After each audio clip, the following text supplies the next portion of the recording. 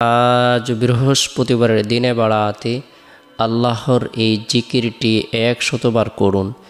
জীবনের সকল গুনাহ মাফ হবে, দোয়া কবুল হবে, জান্নাত নসিব হবে, আশা আকাঙ্ক্ষা পূরণ হবে।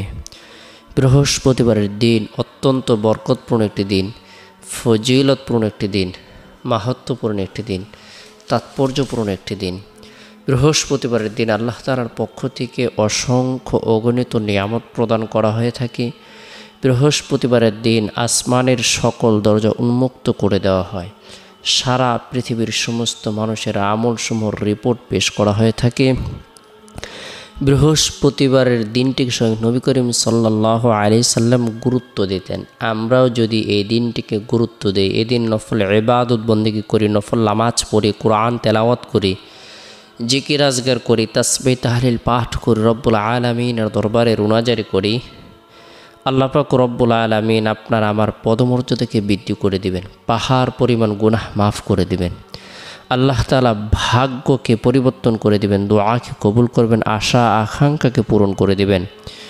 আল্লাহ পাক রব্বুল আলামিন জান্নাত অবধারিত করে দিবেন।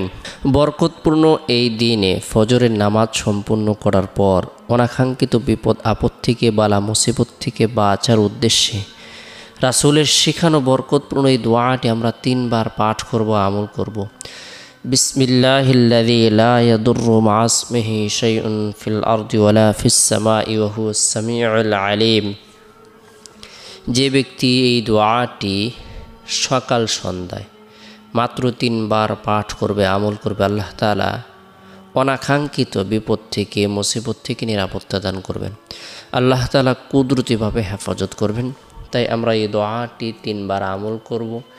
এরপরে বৃহস্পতিবারের দিন জোহরের নামাজ সম্পূর্ণ করার পর নিরিবিলি এক পরিবেশের মধ্যে বসে গুরুত্ব সহকারে আল্লাহ পাক রব্বুল আলামিনকে রাজি খুশি করার উদ্দেশ্যে, আল্লাহ তাআলার একাত্মবাদকে স্বীকার করার উদ্দেশ্যে, জান্নাত লাভের উদ্দেশ্যে, পদমর্যাদা বৃদ্ধি হবে এরকম মনোভাব নিয়ে পৃথিবীর সবচেয়ে শ্রেষ্ঠ মূল্যবান জিকির, সেই জিকিরটা আমরা 100 বার করব। লা ইলাহা ইল্লাল্লাহ, লা ইলাহা ইল্লাল্লাহ।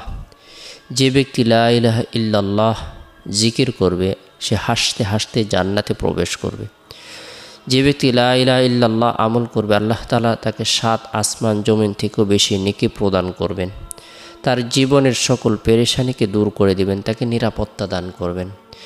জিকিরের মাধ্যমে সে আল্লাহর নৈকট্য লাভ করবে। কাল কিয়ামতের দিন জিকিরকারীকে আরশের নিচে ছায়া প্রদান করা হবে। তাই লা ইলাহা ইল্লাল্লাহর জিকির 100 বার আমল করার পরে নিজের জন্য, পরিবার পরিজনদের জন্য, আত্মীয় স্বজনদের জন্য, জীবিতদের জন্য, মৃতদের জন্য রব্বুল আলামিনের দরবারে রুনাজারি করব।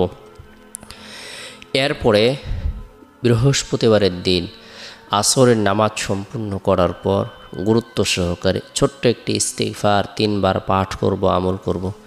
আস্তাগফিরুল্লাহ, আস্তাগফিরুল্লাহ, আল্লাহ আমাকে ক্ষমা করুন, আল্লাহ আমাকে ক্ষমা করুন। যে ব্যক্তি ফরজ নামাজের পর এই ইস্তিগফারটি মাত্র 3 বার পাঠ করবে, আমল করবে, যদিও তার গুনাহ সমুদ্রের ফেনা পরিমাণ হয় না কেন, তবু আল্লাহ পাক রব্বুল আলামিন তা মাফ করে দেবেন। সুবহানাল্লাহ। গুরুত্ব সহকারে আমরা 3 বার ইস্তিগফারের আমল করব। এরপর বৃহস্পতিবারের দিন শেষ হওয়ার পর যে রাত আসে, এই রাতটি হলো সাপ্তাহিক সকল রাত থেকে শ্রেষ্ঠ রাত। এই রাত হলো জুমার রাত।